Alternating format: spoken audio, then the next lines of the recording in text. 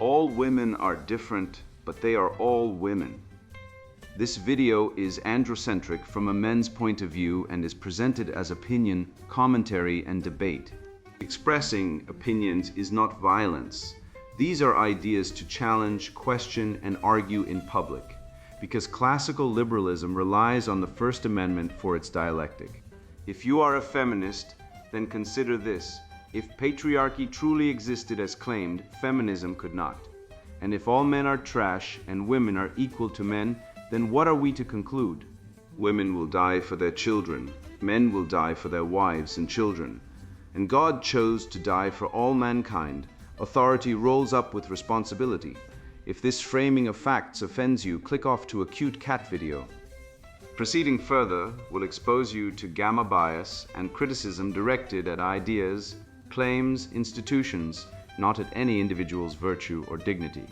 Our method follows the 7 liberal arts: the trivium, grammar, logic, rhetoric, and the quadrivium, arithmetic, geometry, music, and astronomy, and the transcendentals, the good, true, and beautiful. If this framework is not for you, feel free to exit now. It's no disgrace. Women are wonderful. God bless America. Men are great. Feminismus delendis est. Shattering Illusions, a red pill guide to reality, written by Conrad Riker. Available now, links in description. Shattering Illusions, a field guide for men who still notice reality. Dad's checkbook, mom's leave, and the dude in the dress. The true cost of feminism's war on fathers. You are living in a ruin of lies, a once glorious cathedral of Western reason, now defaced by the graffiti of cultural Marxism and the hysterical shrieking of toxic femininity. You have been told that biology is a construct, that your provision is oppression, and that your presence in the family home is optional at best, dangerous at worst. It is time to smash these idols. Consider the ontological assault on sex, a syllogism for the ages. Premise 1. Natural law dictates that biological sexual dimorphism is the structural engine of mammalian reproduction. Premise 2. Human beings are mammals. Conclusion. Therefore, gender fluidity is a logical impossibility, a psychotic break from reality as fundamental as claiming gravity is a social contract. Yet, the wicked liars of the left have weaponized empathy to force you to participate in their delusion, transmogrifying the transcendent truth of male and female into a Nietzschean nightmare where words lose all meaning. We are watching the pharmaceutical mutilation of a generation, a medical malpractice driven by an ideology that hates the telos of the human form, and it is your duty to reject this degeneracy with the sword of dialectic. Look closer to home, where the war for your soul is fought over the ledger of your bank account. You have been hoodwinked into believing that your value is determined solely by your utility to a gynocentric system that views you as a disposable ATM. The modern slut-walk culture, empowered by the state, screams for your resources while offering nothing but contempt in return. You must re-entrain the stoic virtue of prudence. The man who spends his seed and his silver on the momentary pleasure of validation is a grasshopper in winter, destined for the grave. True masculinity is the provident male archetype, the master of the household economy, the builder of civilizations, the man who understands that money is congealed time and life force. To squander it, to impress a demographic biologically wired for hypergamy, that is, to trade your limited existence for the fleeting attention of a creature programmed to seek the highest branch, is the height of irrationality. You are not a resource to be extracted. You are the architect of your own fate. Finally, witness the greatest betrayal of all, the theft of your fatherhood. The state, in its infinite corruption, has deemed the mother the sole arbiter of the child's existence, granting her months of paid leave to bond while you are shuffled back to the salt mines within weeks, if not days. This is not an accident. It is the design of the matriarchal collective. The data screams into the void. Children without fathers are statistically more likely to fail, to fall into crime, to succumb to the very pathologies the left claims to fight, yet they push you out. They enforce a maternal bias that violates the natural law of biparental care. You are taxed to fund the very system that alienates you from your offspring, a cuckoldry not just of the flesh, but of the spirit. It is time to rip the veil off this conspiracy. I offer you no comfort, only the brutal, liberating scalpel of truth. Read on if you have the stomach to reclaim the birthright of Western man from the jaws of the lie, the ontological assault on sex. Truth, as the Apostle John noted, is the liberator, yet we find ourselves shackled in a dungeon of synthetic delusions, staring at the grotesque spectacle of biological males thrashing women in athletic arenas. Consider the irrefutable data from the world of track and field. A biological male, even one suppressed in testosterone, retains the hip structure, lung capacity, and muscle density of a man. When a male sprinter hurdles a female competitor, we are not witnessing progress. We are watching the ceremonial destruction of the telos of the female form. It is a cosmic joke that a civilization built on the protection of the weak now cheers as the predator consumes the prey. This is the sports paradox, where the lie of gender fluidity collides with the brick wall of physical reality, leaving broken female records and weeping women in its wake. We must distinguish the medical reality of dysmorphia from the ideological construct of dysphoria, a distinction the grievance industry prefers to blur. Body dysmorphia is a recognized psychological condition where one obsesses over a perceived flaw. The compassionate, Hippocratic response is therapy, not the surgeon's scalpel. Yet in our malpractice of madness, we treat the delusion as the sovereign truth and the body as the liar. It is a violation of the natural law to amputate healthy organs to appease a disordered mind. If a man believes he is Napoleon, we do not buy him a beer-corn hat and invade Russia. We treat his mind. To affirm the delusion is to participate in the patient's self-destruction, a violation of the oath to do no harm. Consider the linguistic weaponization of the word gender, a term hijacked from the dry shelves of grammar and reforged into a batter ram against biology. Etymologically, gender derives from the Latin genus meaning kind or sort, strictly a linguistic classification for nouns, masculine, feminine, neuter.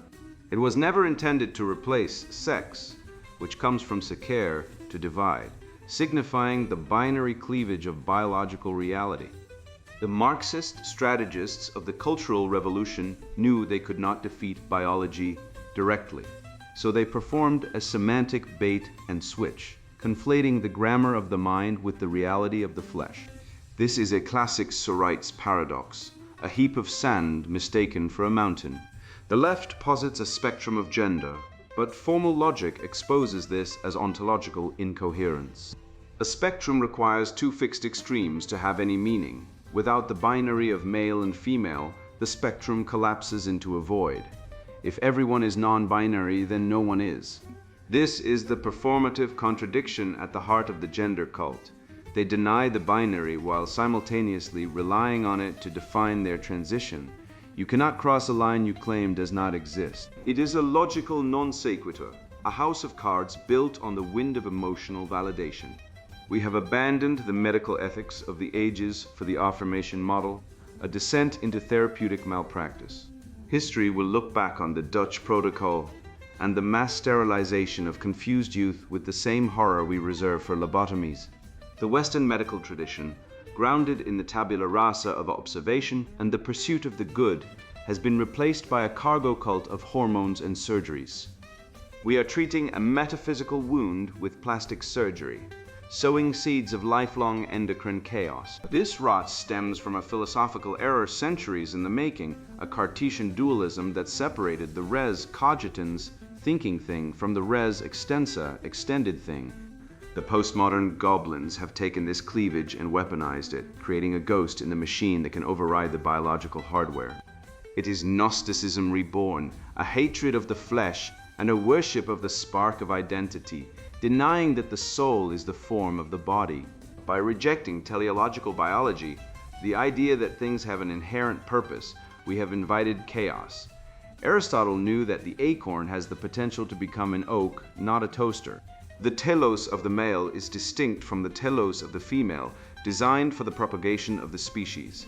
To deny this is to deny the architecture of nature itself, leading to a culture of sterility and confusion. We require a therapeutic restoration that aligns the mind with the body, not the body with the mind. The remedy is found in the mastery ladder of life, accepting the brute facts of reality, mastering one's impulses, and finding purpose in duty rather than endless internal introspection. We must shatter the illusion that the self is a mutable, fluid construct. The self is forged in the fire of discipline and adherence to the true. Ultimately, sexual dimorphism is the transcendent truth of the natural law, proven by the syllogism of survival. Without the binary, the species dies. The West once celebrated the complementarity of the sexes, the virtues of the masculine and the feminine interlocking to form a complete social whole. We must return to this wisdom, rejecting the unisex blob of the Marxist nightmare, and re-enshrine the beautiful distinction that gave us the greatest civilization in history. We have dismantled the grotesque theater of gender ideology, but the pathology of the left does not end at the bedroom door. It infects the bank vault with equal virulence. Consider the syllogism of the swine. If feelings define reality, then debt is wealth and scarcity is a myth. This is the economic dogma of the cultural Marxist, a magical thinking that insists winter is optional and the ant owes the grasshopper a living. By severing oikonomia from the anchor of natural law, the feminized state seeks to enslave the provident man to the whims of the improvident, and the bill for this delusion is finally coming due.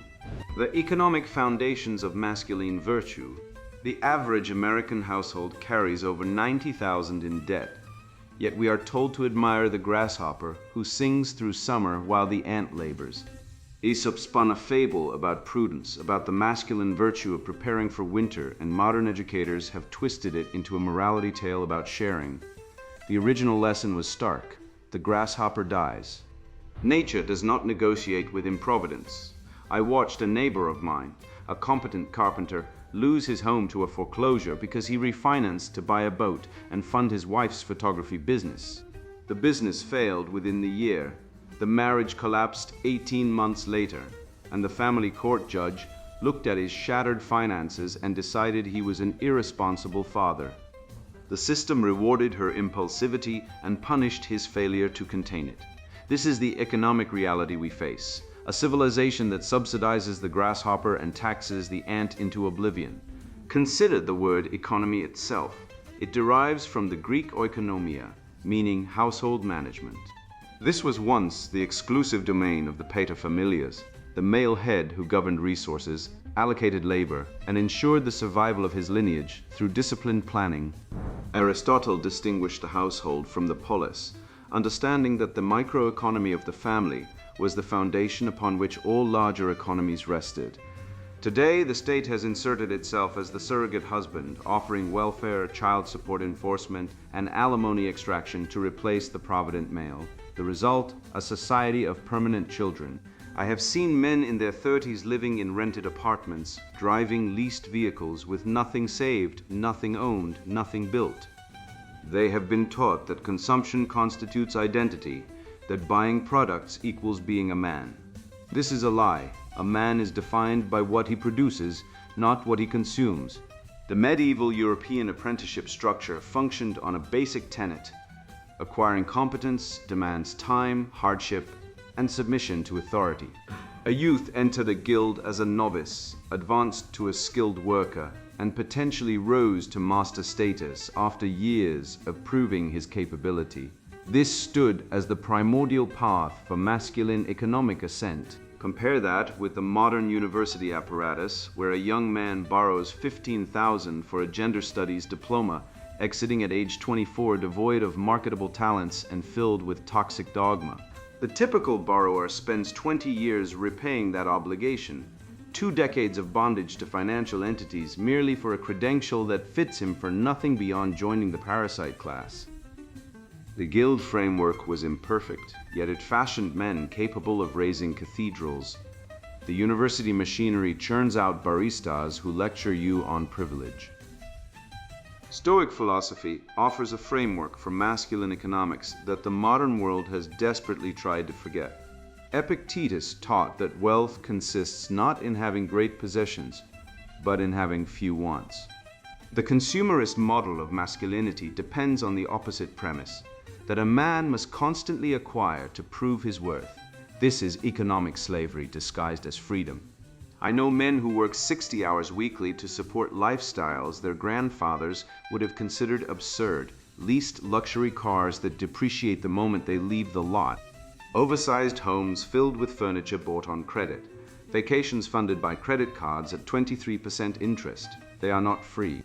They are hamsters on wheels, running faster to stay in the same place, while inflation erodes whatever savings they manage to accumulate.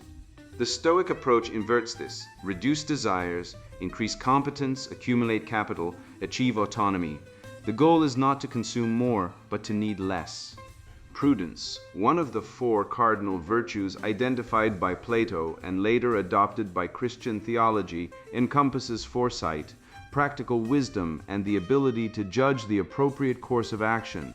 In financial matters, prudence manifests as the capacity to delay gratification, to sacrifice present pleasure for future security. Walter Mischel's famous marshmallow experiments demonstrated that children who could resist immediate rewards showed better life outcomes decades later. This is not coincidence. It is the mathematical reality of compound interest and accumulated advantage. The man who saves and invests in his 20s has options in his 40s that the spender will never possess. The divorce industry understands this implicitly.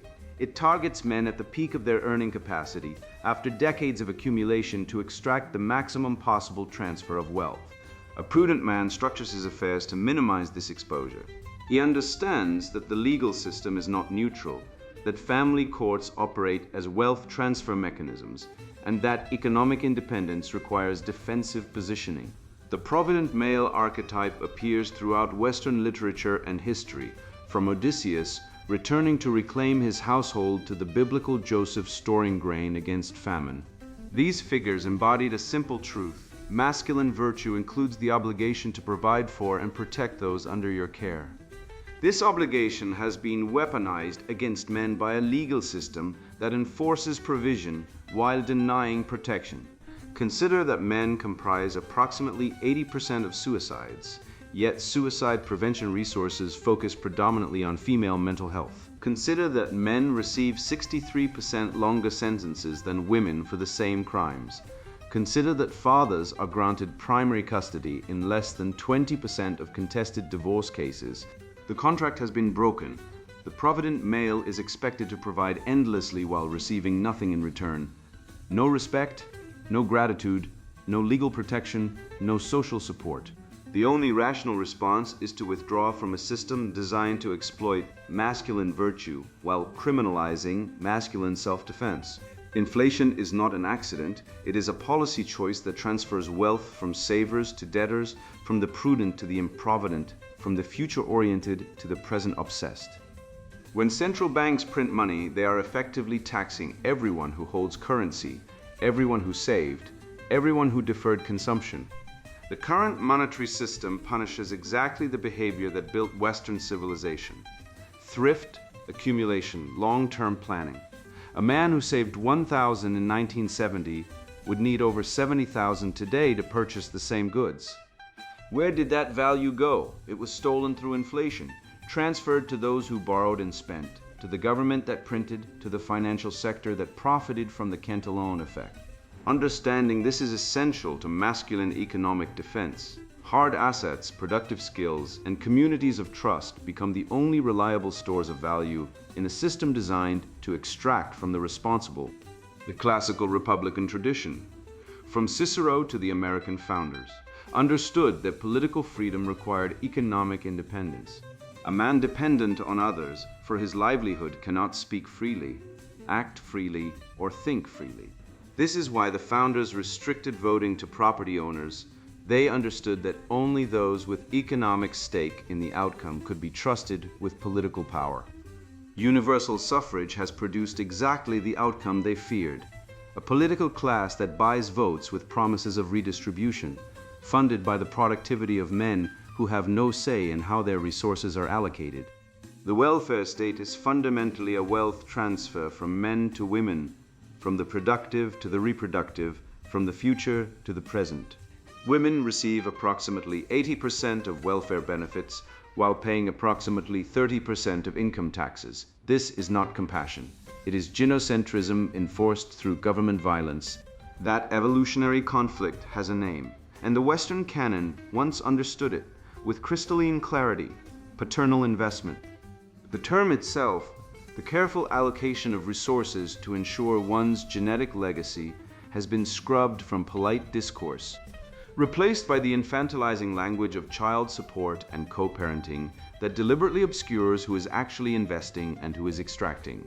The Latinate pater denotes not mere biological contribution, but the foundation of authority, responsibility, and lineage, the very bedrock upon which civilization constructs itself across generations.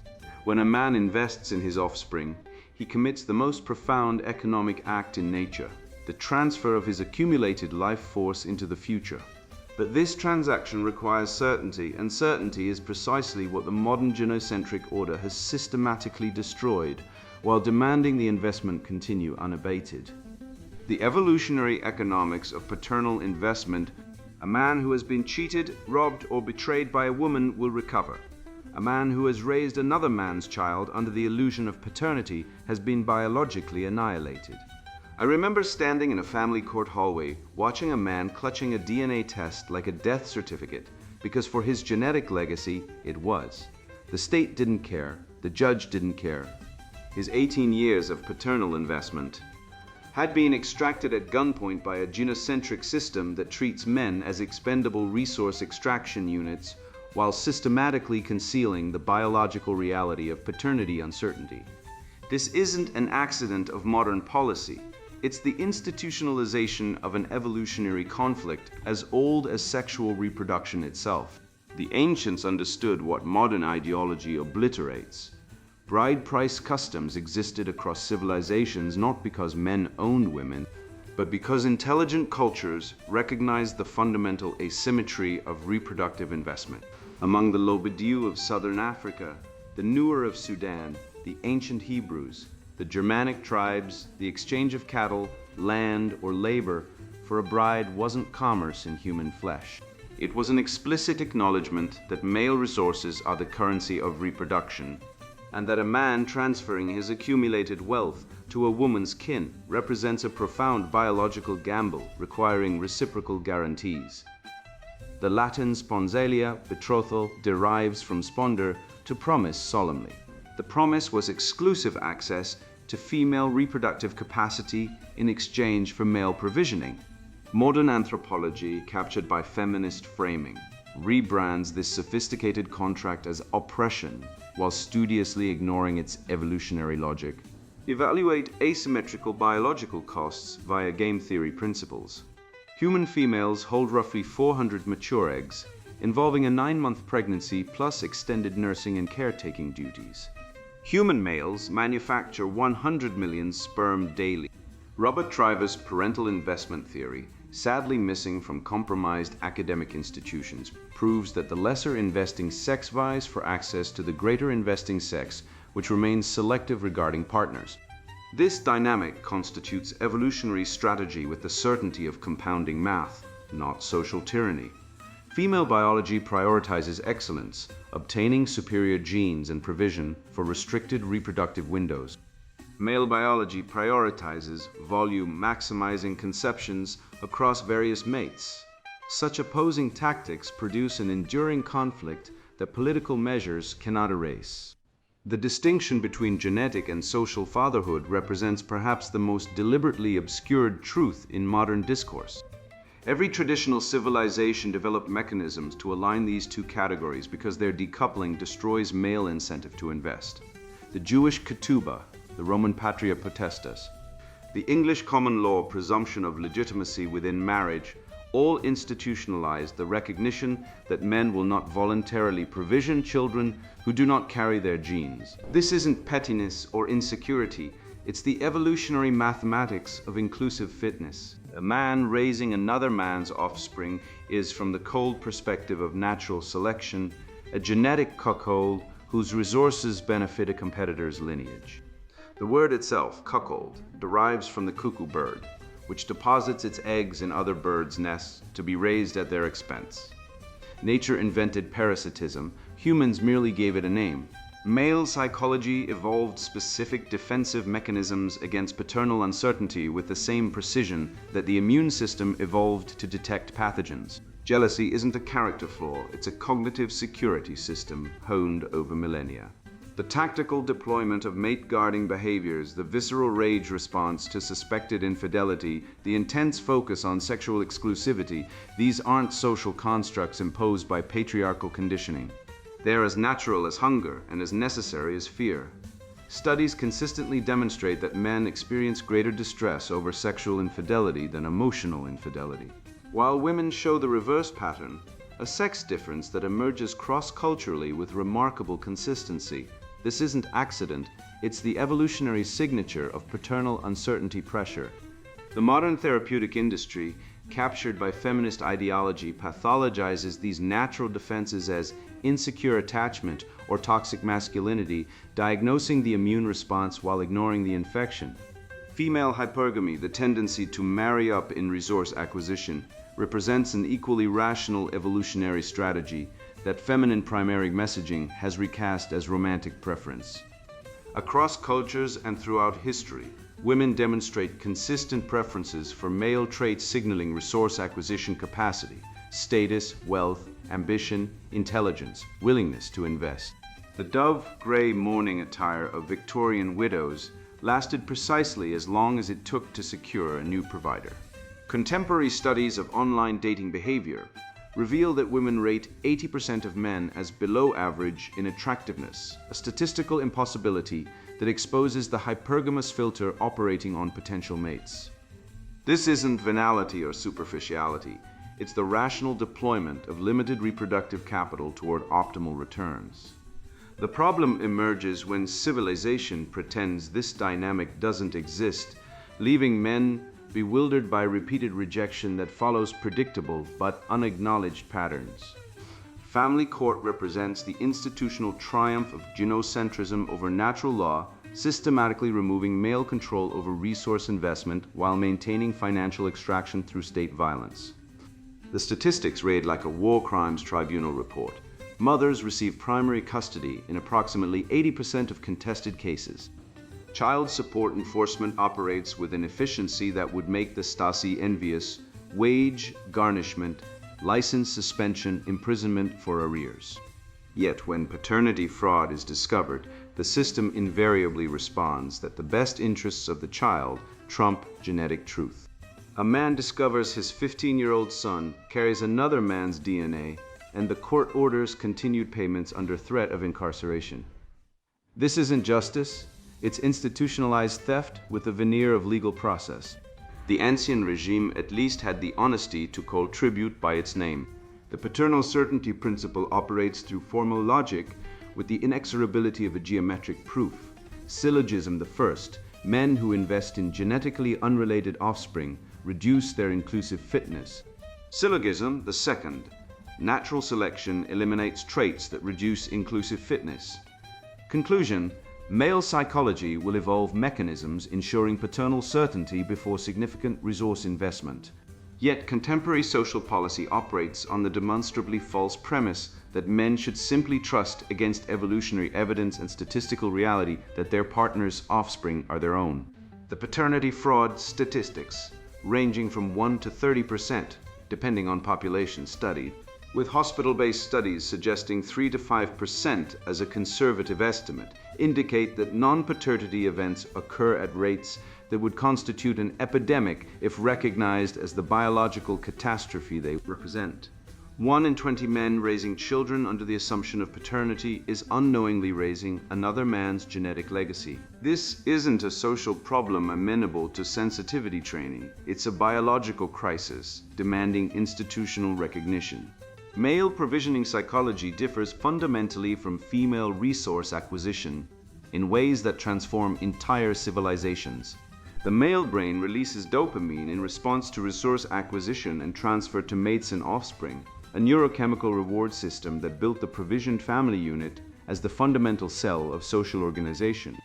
The cathedral at Chartres, the Oxford colleges, The transcontinental railroads all ultimately rest on male psychology's willingness to transfer accumulated resources to the next generation under conditions of reasonable certainty about genetic relationship. Destroy that certainty through institutionalized paternity fraud and no-fault divorce extraction, and the provisioning impulse doesn't redirect, it extinguishes. Why build when the fruits of building can be seized and transferred to another man's lineage? Why sacrifice present pleasure for future investment when the future investment vehicle operates as a casino with loaded dice? The restoration of paternal investment requires nothing less than the reclamation of the contract that civilization itself represents. Natural law, the tradition running from Aristotle through Aquinas to the American founding, recognizes that legitimate authority derives from consent, not coercion. The marriage contract, properly understood, exchanged male provisioning for paternal certainty.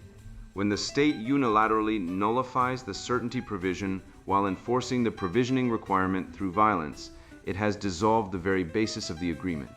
The remedy isn't bitterness or withdrawal, though both represent rational responses to systematic betrayal.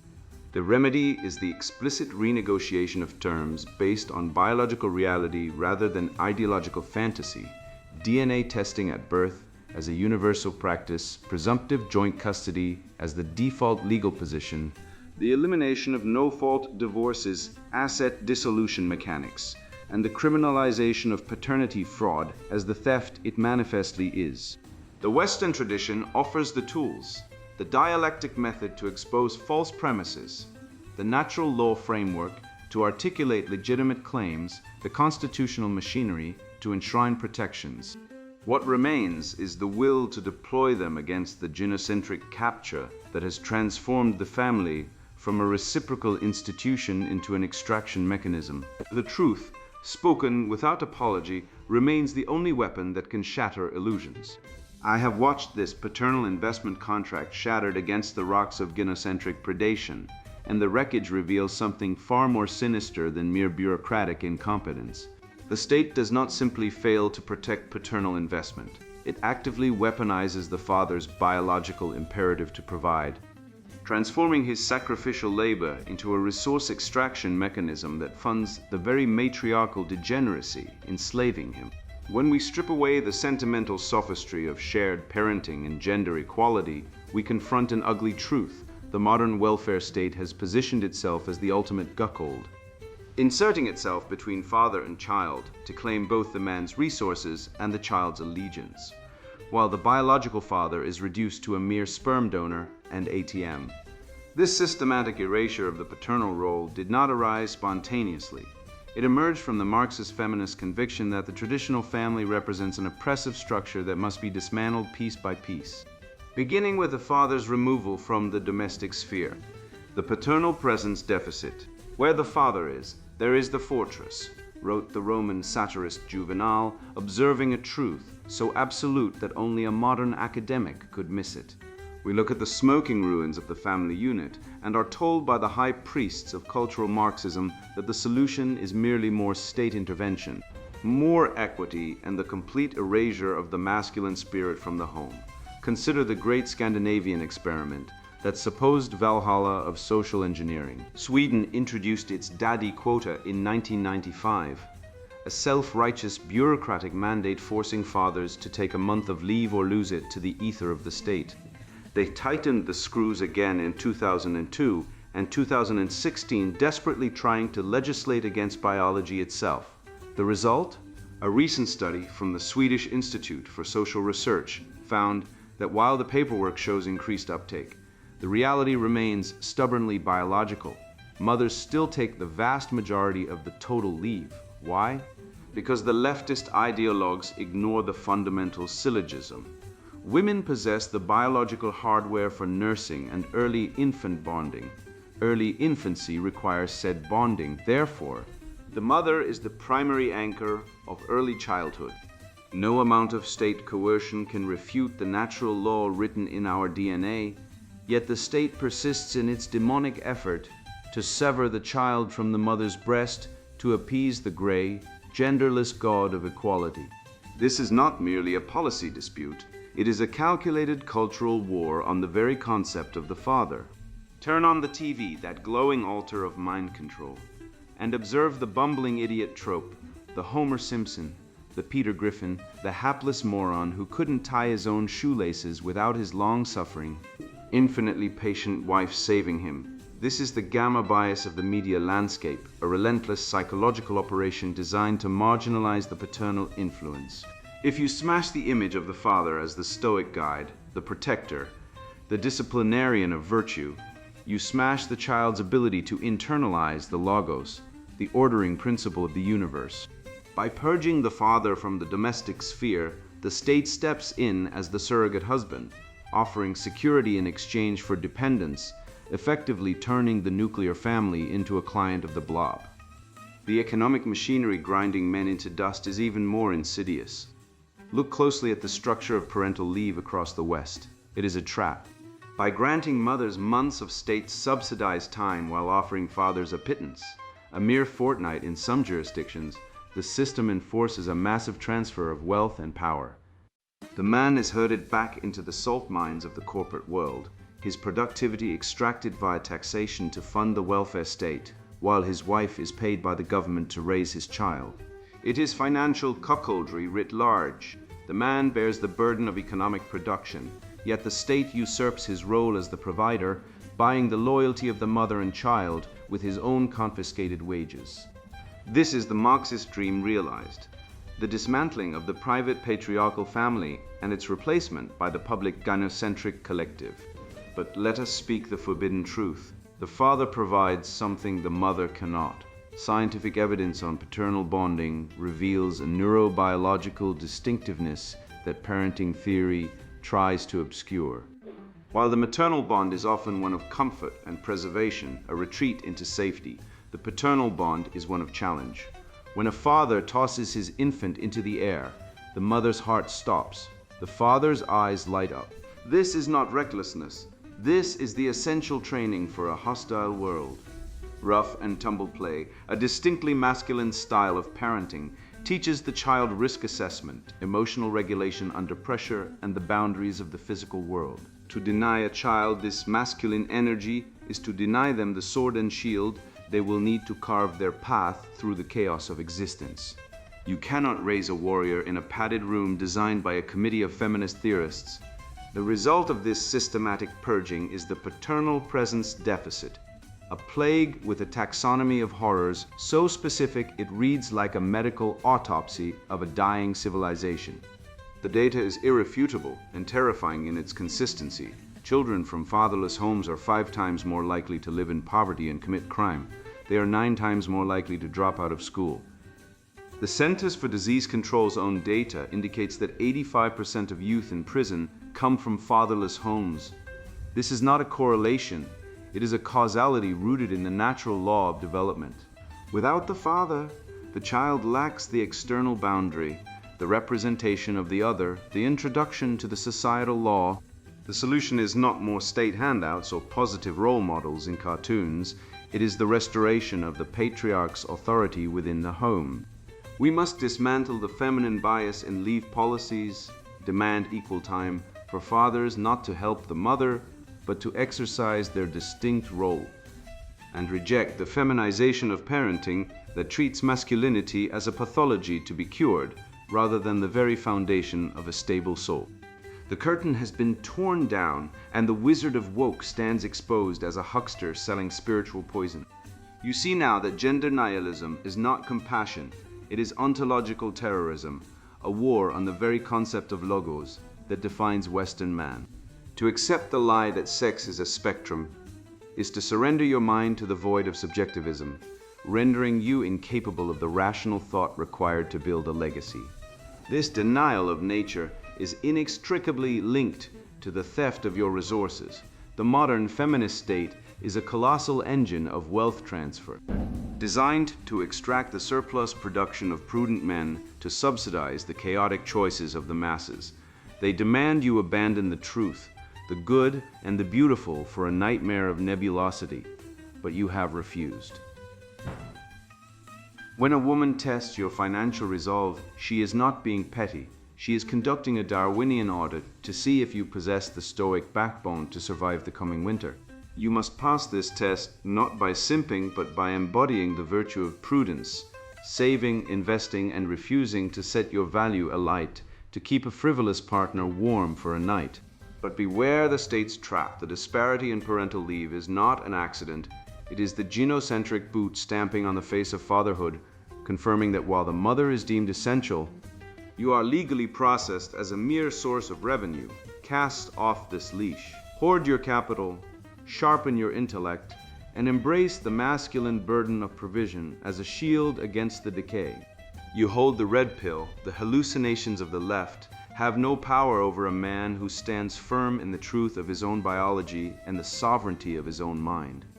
The restoration of the West begins the moment you say no to the lie. And now the sponsored book introduction, Shattering Illusions, a red pill guide to reality. Men are not born to apologize. I learned this the hard way.